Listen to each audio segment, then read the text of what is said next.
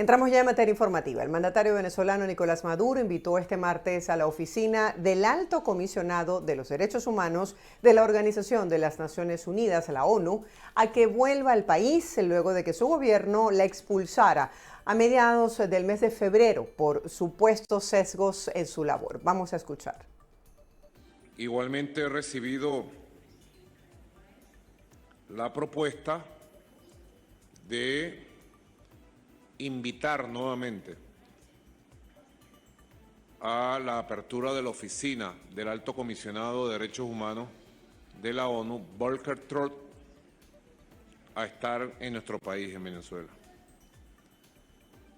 Estoy de acuerdo que superemos las diferencias, el conflicto que tuvimos, y estoy preparado para recibir al enviado de Volker Turk pronto, como siempre. Las puertas del Palacio de Miraflores están abiertas para que venga Volker Turk, para que mande a José María Araná cuando quiera, donde quiera, y hablemos las diferencias que tenemos, el conflicto que surgió, y lo superemos, claro que sí, cuando quiera, donde quiera y como quiera. Aquí estoy. Bueno, tras su visita al Palacio de Miraflores, el fiscal de la Corte Penal Internacional, Karim Khan, abrió una oficina en Caracas. ¿Qué significado tendrá esto y sobre todo cuál será su finalidad? Conozca el análisis de especialistas y organizaciones no gubernamentales en la siguiente nota. El Estado venezolano reconoce la competencia de la Corte Penal Internacional. Así lo aseguró Luis Emilio Rondón, miembro de la delegación negociadora de la Plataforma Unitaria, tras la visita del fiscal Karim Khan a Venezuela. El comportamiento de la administración Maduro con respecto a la visita del fiscal de la Corte Penal Internacional, Karim Khan, es congruente con la adhesión de Venezuela al Estatuto de Roma, por lo que deben acatar todo lo que dictamine la Fiscalía y la Corte. El normal funcionamiento de las instancias jurisdiccionales de carácter internacional es una buena señal de que el sistema judicial funciona, de que hay un procedimiento en marcha donde Venezuela es objeto de señalamientos expresos por parte de la Corte Penal Internacional y no corresponde a otra cosa sino apoyar esas investigaciones a los efectos de que se determine con absoluta claridad la competencia, la pertinencia y las responsabilidades a que haya lugar en cosas tan serias como es las violaciones de los derechos humanos. Así que nosotros ya casi que nos habituamos a la visita del fiscal de la Corte Penal.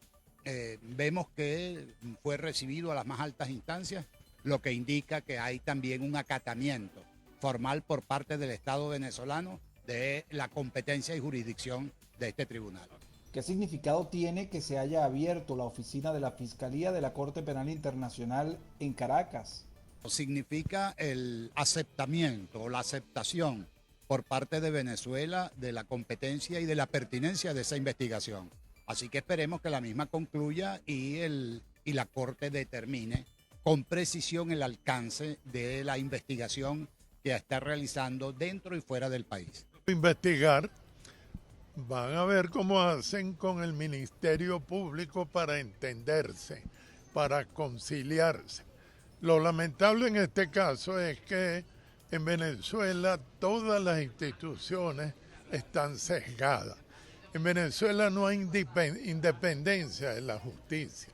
Se ha dicho desde ese mismo momento que esa oficina va a tener funciones de cooperación técnica con las autoridades venezolanas. ¿En qué sentido? Pues de alguna manera establecer e identificar cuáles son las deficiencias tanto legislativas como institucionales del sistema de justicia venezolano en aras de fortalecerlo, reinstitucionalizarlo, mejorarlo. Es decir, es una oficina de asistencia técnica a las autoridades venezolanas.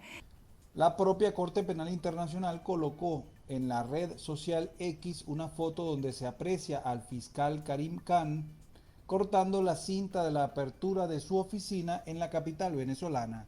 Desde Caracas, Fernando Tineo para BPI TV. Gracias, Fernando, por este reporte desde Caracas. Nosotros continuamos con informaciones, en este caso político electoral. Los partidos Un Nuevo Tiempo y Movimiento por Venezuela lograron consignar ante el Consejo Nacional Electoral la solicitud de adhesión de sus tarjetas a la candidatura unitaria de Edmundo González Urrutia. Así lo dieron a conocer Ángelo Palmieri, dirigente de Un Nuevo Tiempo, quien se trasladó pasadas las 13:15 de la tarde de este lunes para formalizar la renuncia de Manuel Rosales como candidato presidencial. Asimismo, por el partido Movimiento por Venezuela, Simón Calzadilla indicó que la referida tarjeta también pudo adherir su respaldo a la candidatura de Edmundo González Urrutia. Por cierto, les contamos que el presidente brasileño Luis Ignacio Lula da Silva calificó de extraordinario que la oposición venezolana se agrupe en torno a un candidato único, esto en alusión al postulado de la plataforma unitaria Edmundo González, y además reiteró su deseo de que todos los sectores respeten el resultado de las elecciones el próximo 28 de julio.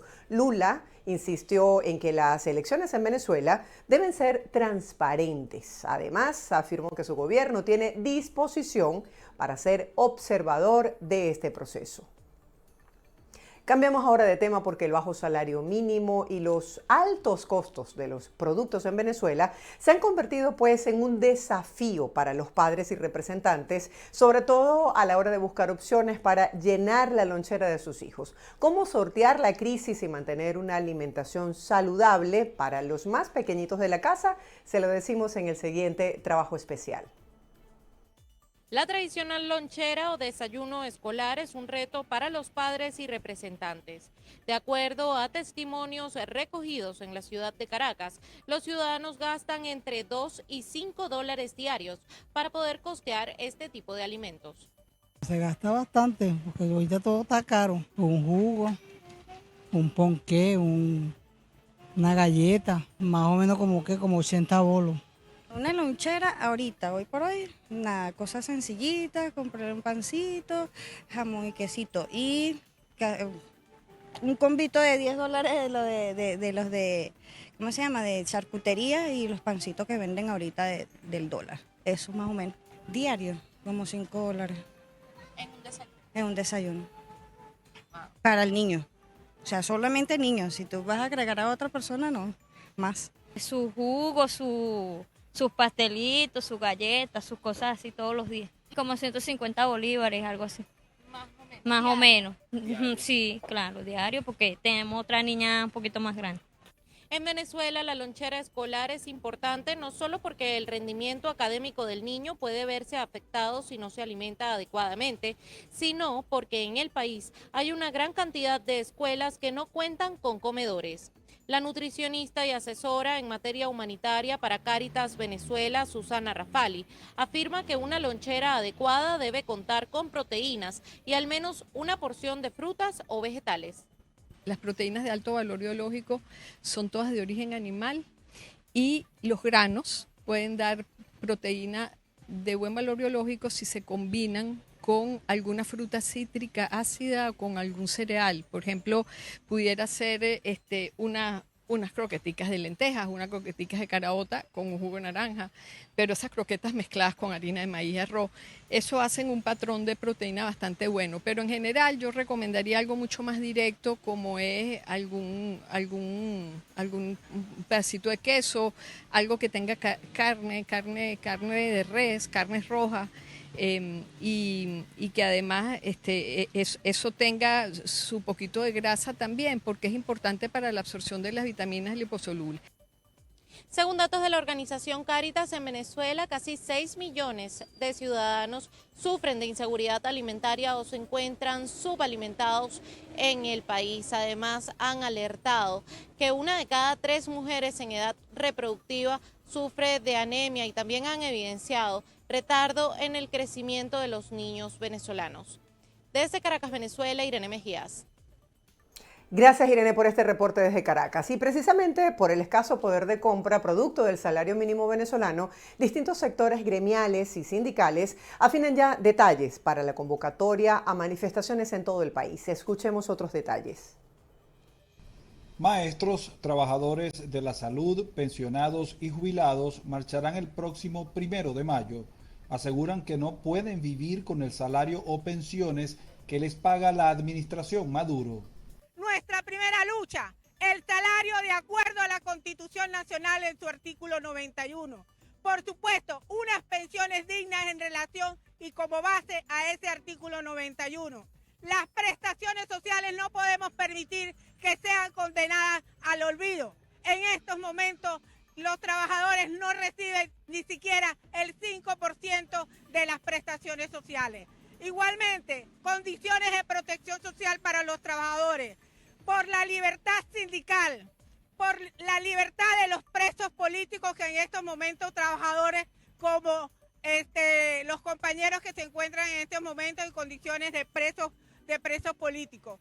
Nosotros luchamos porque entendemos que en Venezuela sí hay recursos y queremos que los recursos de los venezolanos sean distribuidos para la clase trabajadora venezolana que no se rinde, que no claudica y que hoy lucha primeramente por la recuperación del salario de todos los trabajadores activos y jubilados del país, que es imposible que un docente pueda vivir en Venezuela hoy devengando 7, 8, 10 o 15 dólares. ¿Dónde está el dinero de la flexibilización de las sanciones? Si eran las sanciones las que según mantenía la clase trabajadora así. Los jubilados y pensionados también protestarán el Día del Trabajador. Nosotros vamos a la calle el 1 de mayo, de nuevo, una vez más, a seguir reclamando una pensión digna de acuerdo como está en la Constitución, de acuerdo como nos lo merecemos, porque los que trabajamos y cotizamos necesitamos tener un salario digno, una pensión digna, como todos los trabajadores que los agarraron con un rasero y le dieron en el bolsillo y en el estómago, y hoy no se puede tener ninguna condición de vida sana porque no hay como asistir a un médico, no hay como asistir a comprar los alimentos. Y la pensión todos sabemos que no alcanza. No quisieron revelar hacia dónde marcharán, pero se concentrarán en Plaza Venezuela este 1 de mayo. Desde Caracas, Fernando Tineo para BPI TV. Gracias, Fernando, por este contacto desde la ciudad de Caracas. Nosotros cambiamos de tema. El embajador de España en Caracas, Ramón Santos, celebró este martes el Día Internacional del Libro, resaltando la diversidad del castellano con la lectura de obras de varios escritores de ambas naciones. Escuchemos. Este día lo que celebramos es eso, es esa lengua que nos une a todos los países que hablamos español. Asimismo, dijo que el idioma español tiene una uniformidad sorprendente en cuanto a su gramática y su estructura. Santos indicó que el idioma español se ha enriquecido gracias a los intercambios constantes entre los países. Todos nos entendemos perfectamente en español, pero naturalmente alberga al mismo tiempo una riquísima diversidad de tonos, de acentos y de frases y de palabras en función de los países. La actividad, organizada por la Embajada de España y el Centro Cultural de la Alcaldía de Chacao, consistió en la lectura de diversos autores venezolanos como Rómulo Gallegos, Arturo Uslar Pietri, Aquiles Nassau y Rafael Cadenas, y españoles como Camilo José Cela, Gustavo Adolfo Bécquer y Ramón María del Valle Inclán, entre otros.